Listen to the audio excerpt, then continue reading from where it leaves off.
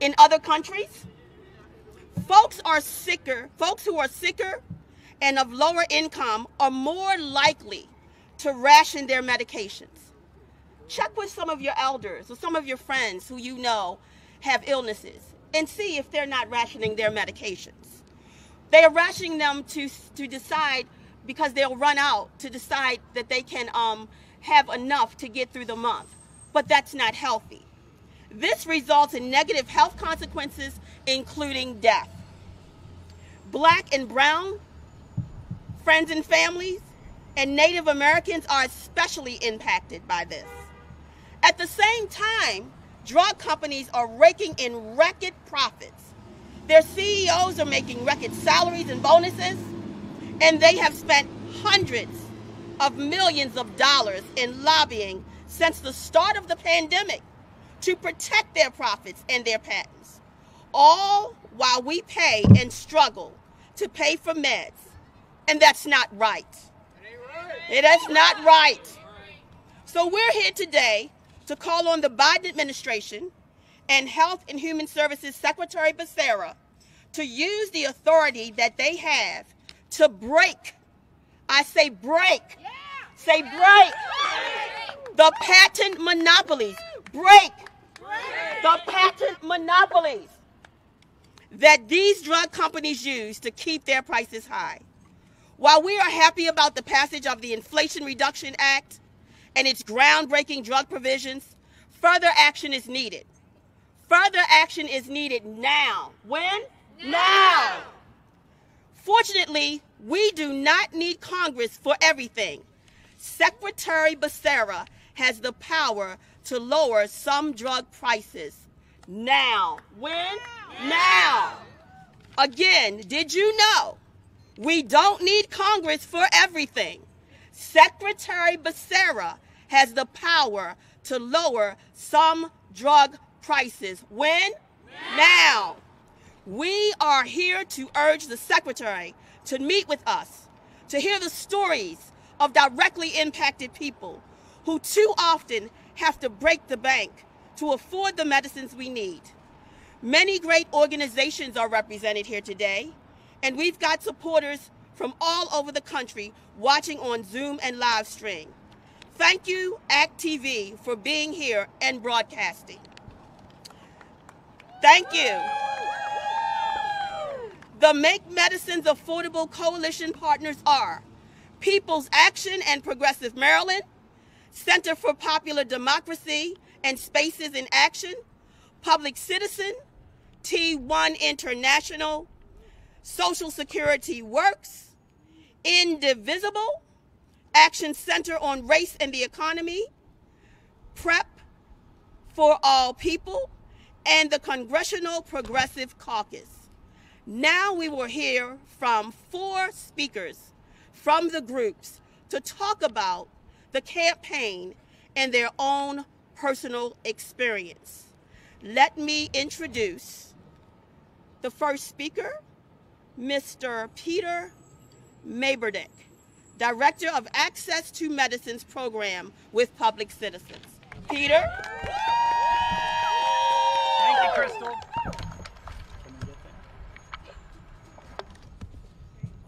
Could I use your clipboard? Yes.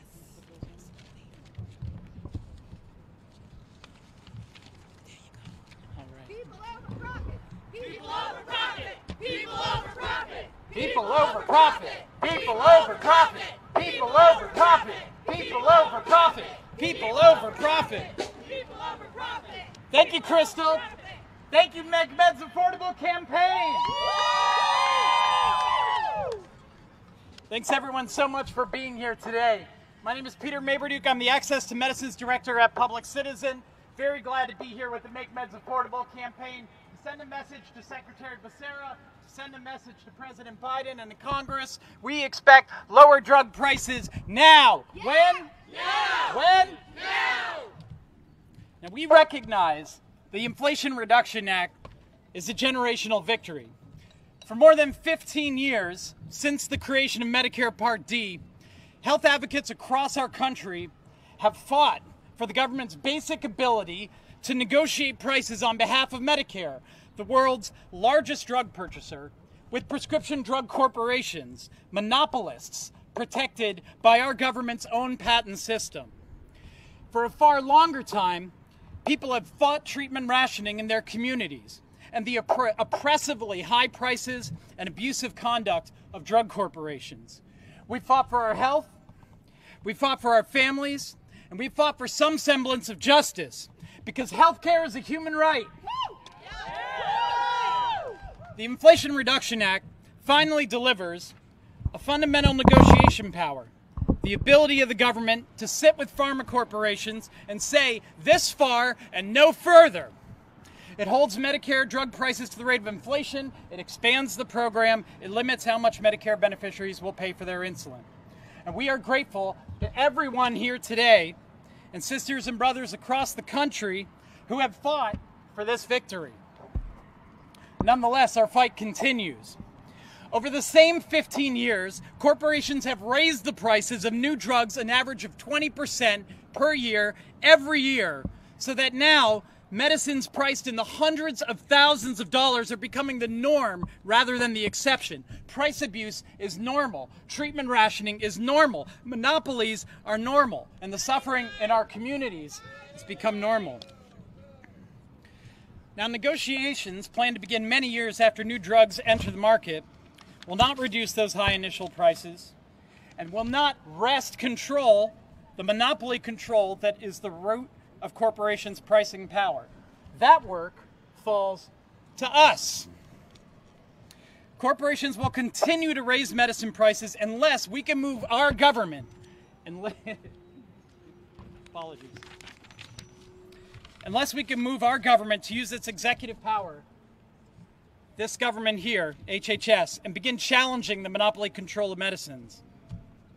Nearly 1 year ago, several brave cancer survivors petitioned HHS to march in on the patents for enzalutamide, or Xtandi, a prostate cancer drug for which Americans pay 3 to 6 times what other wealthy countries pay, despite all of us as taxpayers having paid for its development through the Army and grants to UCLA. The patent holder sells Xtandi to Medicare for $60 to $120 a bottle, but generics firms have offered it for as little as $3, a small fraction of the patent holder's price. Medicare could save hundreds of millions a year and protect cancer patients from high prices. Still, after 1 year, we are waiting for an answer from this building right here.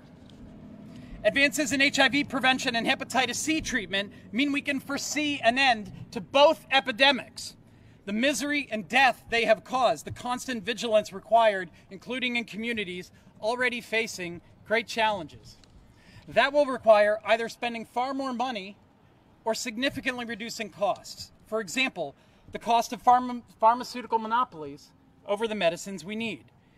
We've proposed authorizing generic competition to lower those costs and help our country end AIDS and end hepatitis C. Still, we are waiting for an answer from this building right here. All across our country, millions of people walk a blood sugar tightrope every day, and losing insurance could mean losing your life. But insulin remains expensive, and people without insurance unprotected. Together, we have proposed solutions for both challenges, or at least ideas that would help. Still, we are waiting for an answer from this government. Our government, the people's government, has great power under existing law to rein in the pharmaceutical industry and make medicine affordable for all now. When? Now! When? Now! The Inflation Reduction Act takes strides in that direction, but that work is not nearly done, and we cannot continue to wait. We still are fighting for justice, we still are fighting for our health, and we are here at the government's Department of Health today to say that healthcare is a human right.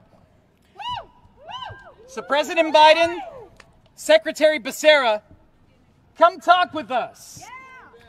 We have ideas, we have proposals, we have stories, we have communities. Please use your power to challenge drug makers, to challenge patent holders, to authorize competition, and finally, make medicine affordable for all. Thank you.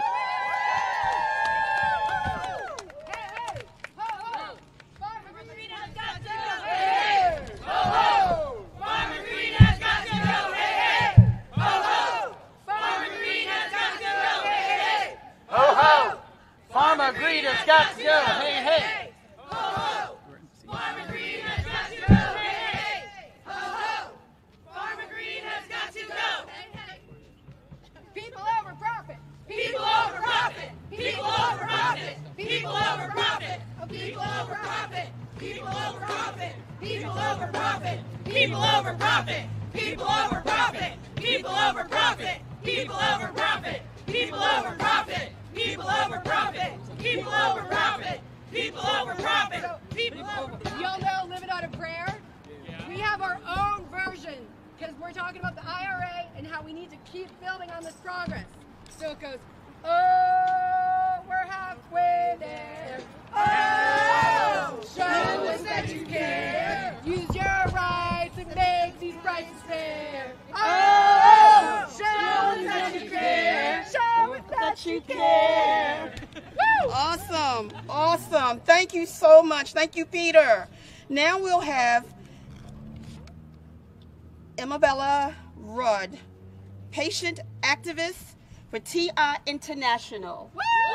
Emabella?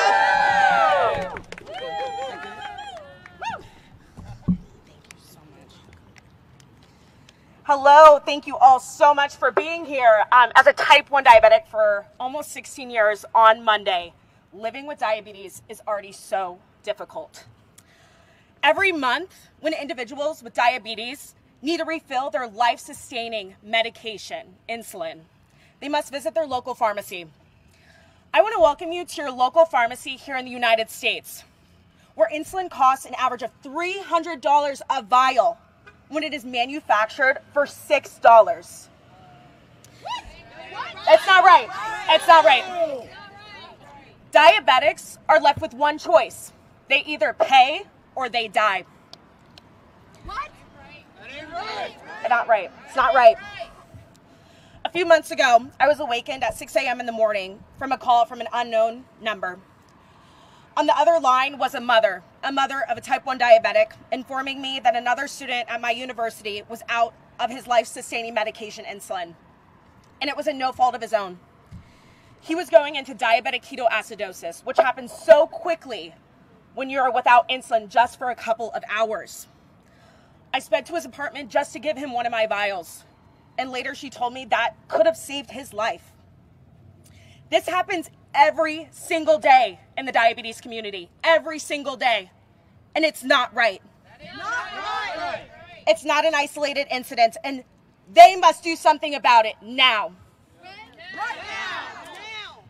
Right now, 1 in 4 diabetics report rationing their insulin in the United States.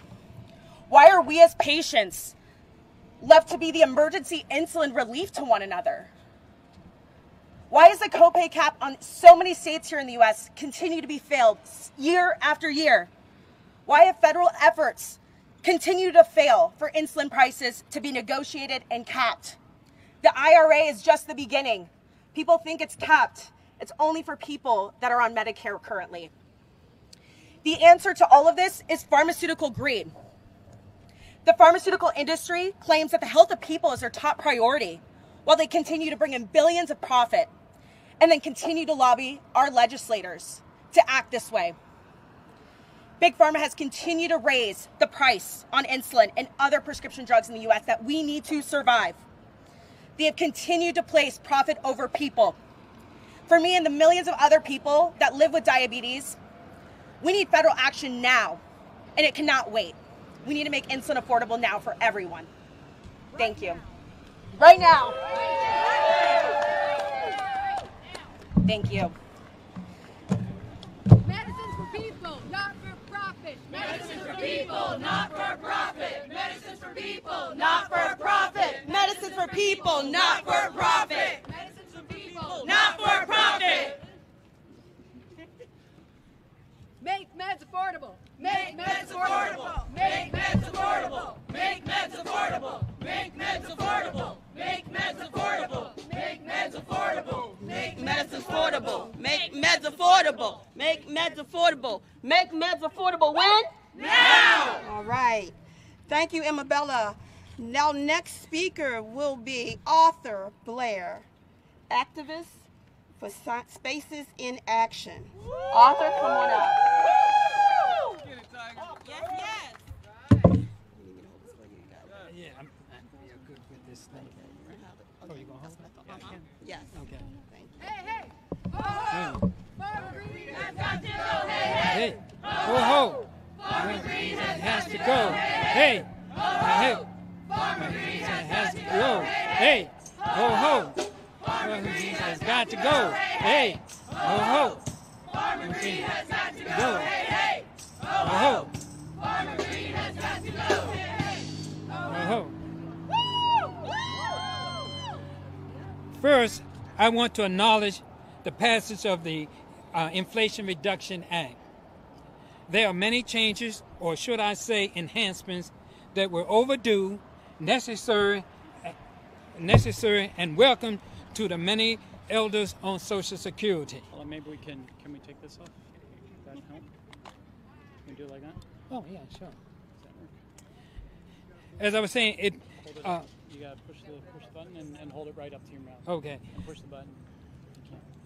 There are many changes, or should I say enhancements, that were overdue and necessary and welcome to the many elders on Social Security.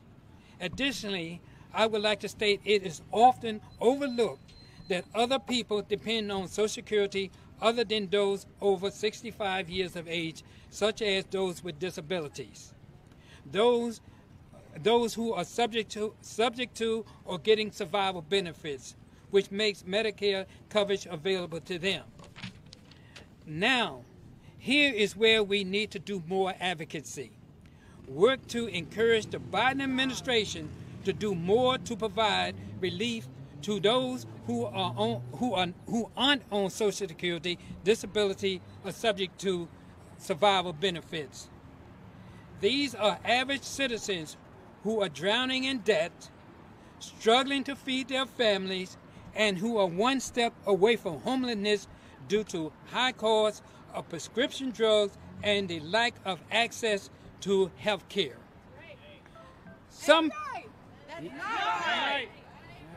No, it ain't right. Some people are actually dying from the lack of access to life-saving prescription drugs due to costs.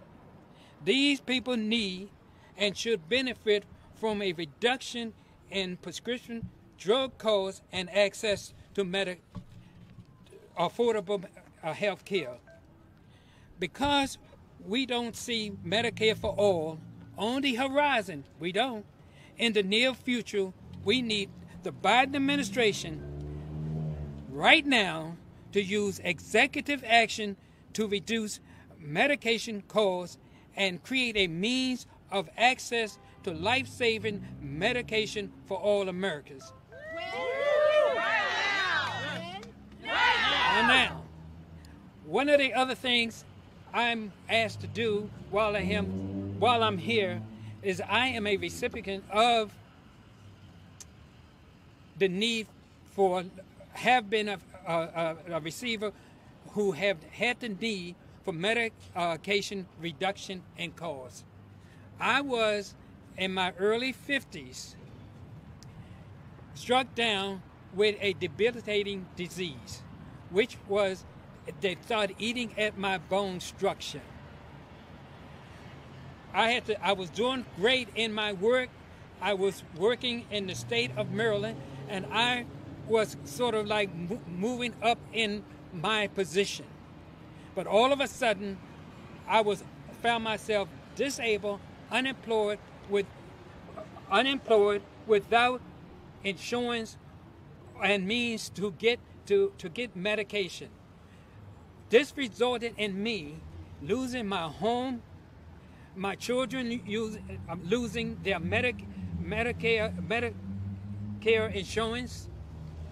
So I know that people, because of medication costs, will lose everything. And it caused separation, it caused situation in my home where separation took place in my marriage, separation from my children as well. So these are the things that are happening to people just this day. I was lucky in the sense it took 3 years for me to be determined that I was disabled. And in the meantime, I was deteriorating quickly, and I deteriorated into depression as well. So, however, after 3 years, when I got on Medicare, I was then able to get medication. That is the reason that you're seeing me here today. However, if I was able to get medication earlier, I would not have lost everything, and I would not have deteriorated as much as I have. Even though I maybe look good here today physically, I mean, you know, look healthy. Wise. I live on today because of my deterioration early on. I have to take at least 4 or 5 medications every day today, when I get up in the morning and when I go to bed at night. So this is why we need Biden to do something, Biden administration to do something right now. Right now! Thank you. Come on, join the fight. Medicine is a human right. Come on, join the fight. Medicine is A human right. Come on, join the fight. Medicine is a human right. Woo! I'm good. I can hold it. Thank you. Thank you, Arthur. Thank you. Thank you. It's stories like those, compelling stories, intimate stories that people don't see, people don't know about. You know, we go on through life. We do what we have got to do to try to get through to the next day. So this final story, it's about a bright, active, carefree, and loving young girl diagnosed with lupus at age 9. She still continued to the best of her ability to live a full life. School, graduating, anything that she could do to participate, community activities, anything. However, her kidneys failed at age 26. After 8 years of dialysis, she received a kidney transplant, only to find out that Medicare only covered the life-saving organ and rejection drugs for 3 years. How was she supposed to save her transplant with no coverage?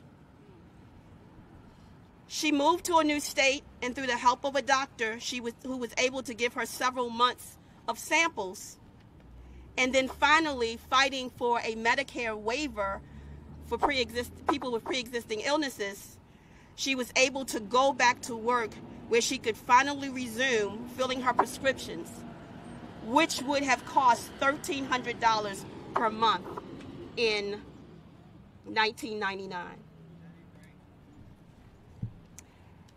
Now, 46 years later, after conquering 18 years on dialysis, 2 cancer diagnoses, and living with a second kidney transplant, I find myself here today, once again, not able to afford a life-saving medicine which would alleviate the irreversible severe bone loss that resulted from that original diagnosis of lupus 46 years ago. Forteo, which was prescribed, will cost $1,100 per month after insurance. So, I had to decide. I cannot afford to fill the medication, and I don't qualify for any additional discounts because I receive Medicare due to my kidney transplant.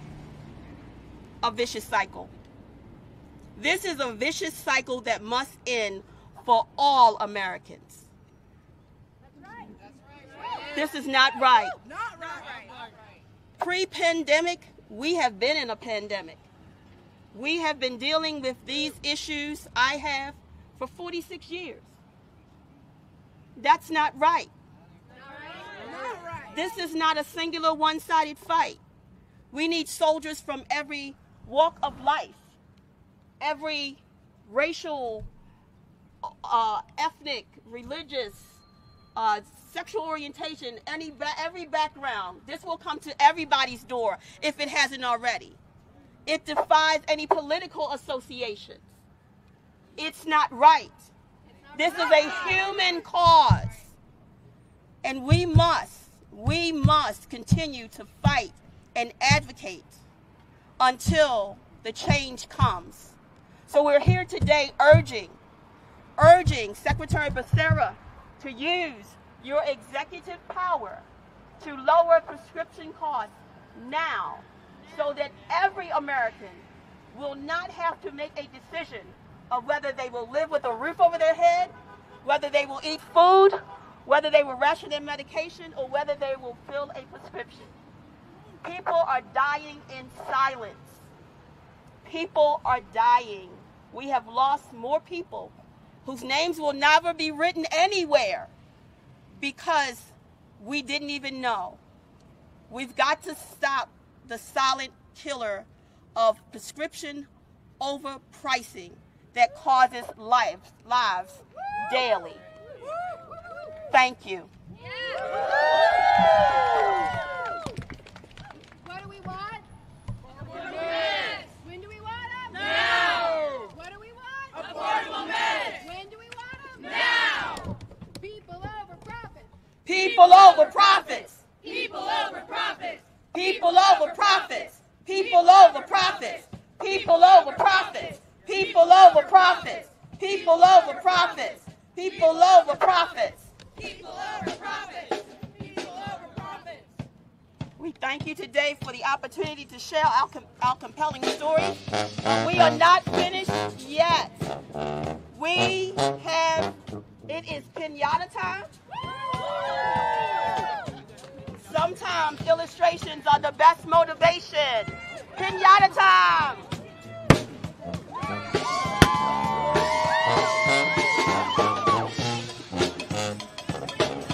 Come on. Break it. Break it. Come on.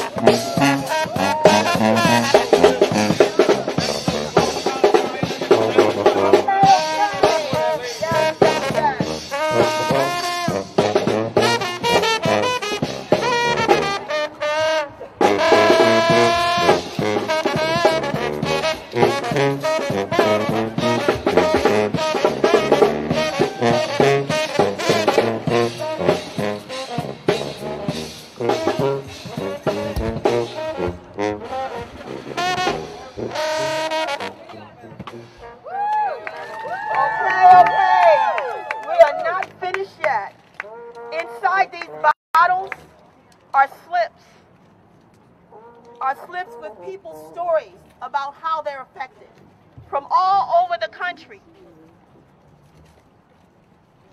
We're sharing these stories with Secretary Becerra, and we also have a petition to the Secretary signed by hundreds of everyday Americans.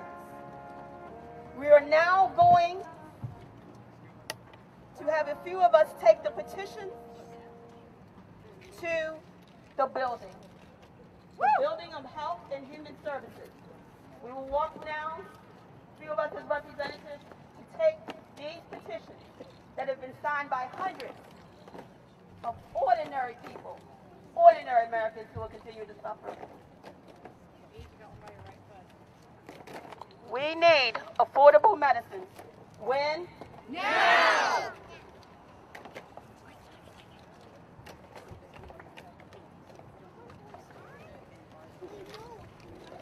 All right, are y'all fired up? Yeah! Woo!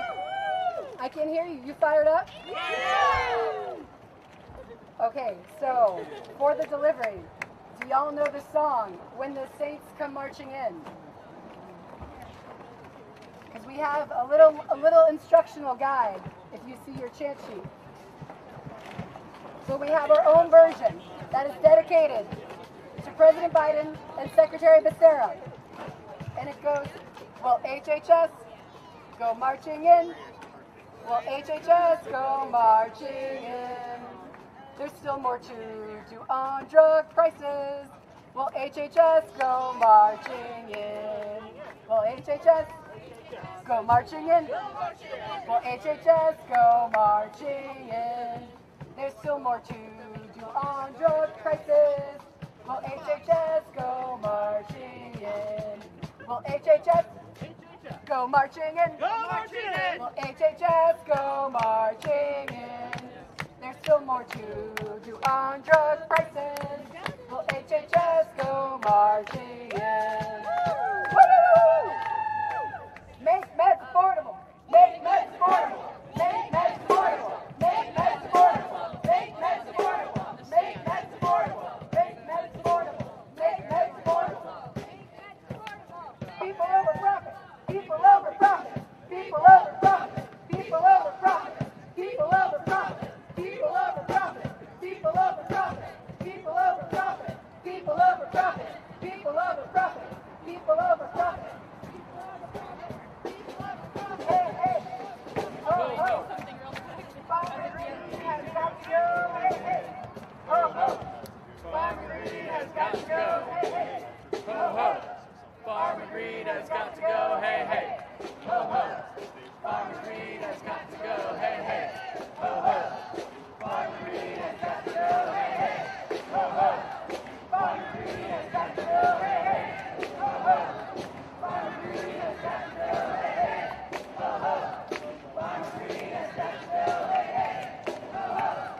Farmer Green has got to go, hey hey! Ho ho! Farmer Green has got to go, hey hey! Ho ho! Farmer Green has got to go, hey hey! Ho ho! Farmer Green has got to go, hey hey! Ho ho! Farmer Green has got to go, hey hey!